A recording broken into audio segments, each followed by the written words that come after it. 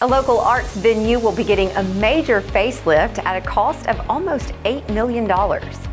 Calhoun County's newest resident is a wallaby, and a program to keep your pet chipper will be held this weekend. We'll have these stories and more. Dry weather and temperatures really heating up across East Alabama. For the next couple of days, we'll have the complete forecast details coming up. Coming up in sports, 2 schools golf teams qualified for the sub-state tournament. We have more on this in just a minute as EAN Local News starts now.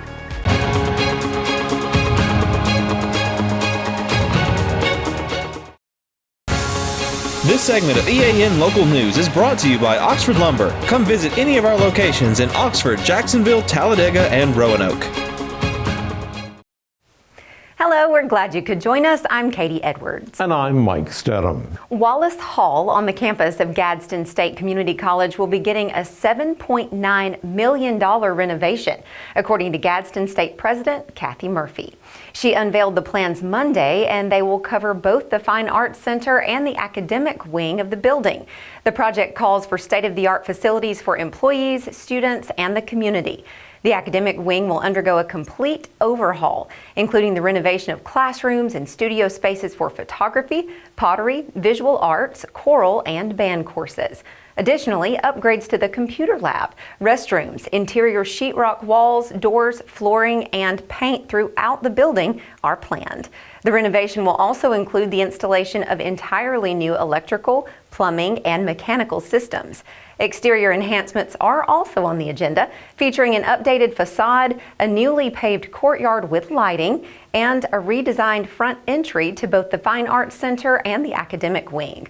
All new windows will complete the exterior renovations. Funding for this project was secured through a bond that was approved by the Alabama Community College System Board of Trustees back in November. Demolition work is currently in progress at the building, with the renovation expected to be completed by next summer. Wallace Hall was built in 1967, and it attracts approximately 40,000 visitors each year, hosting an array of events ranging from plays and concerts to graduation ceremonies and community gatherings. Willie the wallaby is the latest arrival at the Redbird Willow Farm in Sachs. He's just a few months old and came all the way from Texas to join the ranks of the unique farm. According to the Calhoun Journal, Willie's purpose at the farm is to serve as a companion to 1-year-old Kevin, the resident red kangaroo. So far, Willie's daily routine includes sleeping in a tote bag that simulates his mother's pouch and wearing a special diaper when indoors. He also engages in play dates with Kevin so the two can form a natural bond. Besides these 2 marsupials, Redbird Willow Farm is home to llamas, alpacas, horses, cows, peacocks, emus, chickens, and more. The farm was founded with the intention of honoring the memories of loved ones, and it serves as a sanctuary of remembrance and healing. Willow the llama, the first animal born on the farm, was selected to honor the owner's son, Justin, who died by suicide. Christina, a volunteer at the farm, also shares a personal connection to the animals she cares for. Kevin the kangaroo was named in memory of her own son.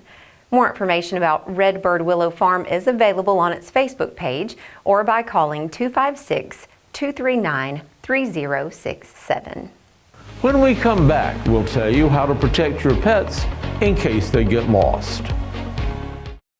For over 60 years, Oxford Lumber has been servicing our area, and our customer service has always been our main focus.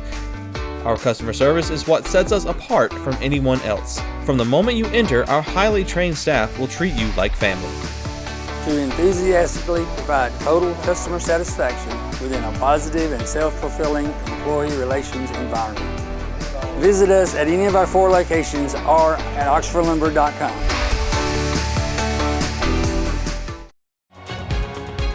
This segment of EAN Local News is brought to you by Waltrip Manufacturing, metal buildings made right here in Calhoun County. 2 local organizations are getting together this weekend to offer a free microchipping event.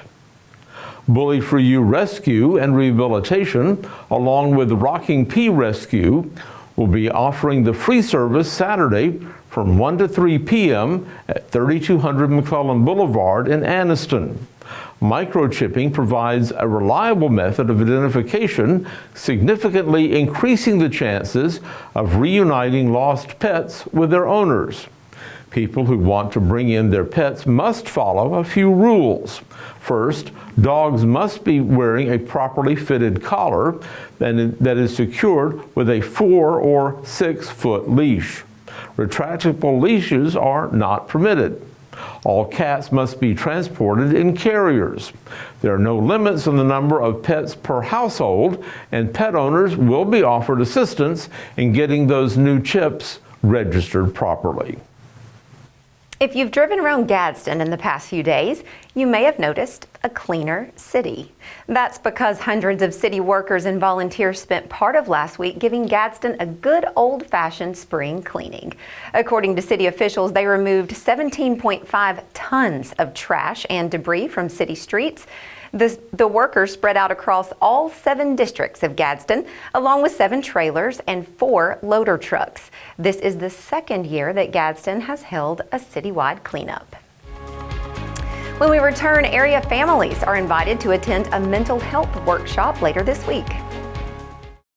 For metal buildings in Alabama and the Southeast, Waldrop Manufacturing is your one-stop source. A Waldrop metal building provides the coverage and protection your investments need. They specialize in carports, RV covers, portable buildings, and storage buildings. Stop paying rent for storage. With Waldrop's price per foot, you can actually save money by buying straight from the manufacturer. Waldrop buildings are guaranteed because Waldrop manufactures buildings with U.S. steel right here in Calhoun County. Waldrop Manufacturing, serving the entire Southeast. Give them a call today. This segment of EAN Local News is brought to you by WM Grocery, located in Heflin, Wadowee, Roanoke, and in Piedmont. The Calhoun County School System will have a mental health workshop Friday at the Excel Academy building in Sacs. This event will feature local medical and mental health providers, local community partners, and nonprofit organizations handing out resources and speaking with families. Several of the presenters will hold workshops for the families to attend. CEUs are available for law enforcement and social workers who attend this event. The main presentation for CEUs will be Badge and Body, presented by Headquarters Counseling and Coaching Services and a school resource officer from Georgia. Free corn dogs, lemonade, and Kona Ice will be provided for the first 100 people who attend. Mike, this weather certainly does a lot to contribute to positive mental health, I would think. It does, so long as you're not too allergic to the pollen. Let's say, this time of year, of course, that's going to be knocked down pretty soon. Oh, I hope so. And the rain has helped. Yes, it has. Could we have some more rain? Let's check with John Holder, who joins us now in the EAN Weather Center to tell us all about it. John? Mike and Katie, we're really settling into a summertime pattern coming up. We'll have mainly afternoon and evening showers and thunderstorms for the weekend, but as far as widespread rain, pretty much out of here for a while. We'll take a look at the complete forecast for all of East Alabama next.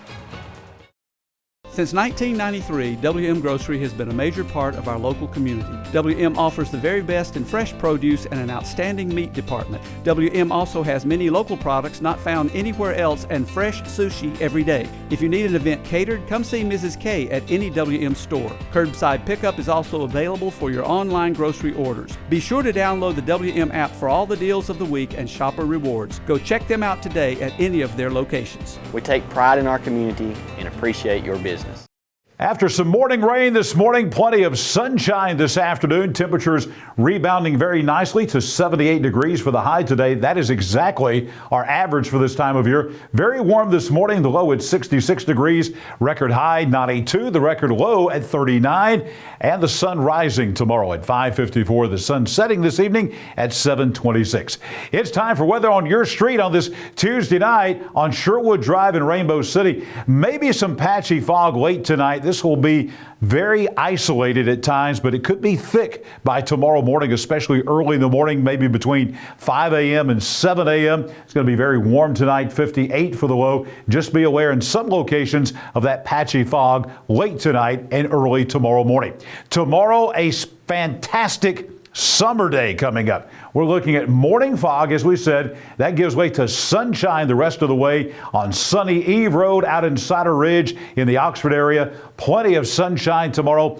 85 for the high. A spectacular early summer day, to be honest with you, across East Alabama. As we take a look at the rest of the work week coming up, basically it's summertime, folks, on Bennett Street in Heflin. We're looking at plenty of sunshine, temperatures well into the 80s.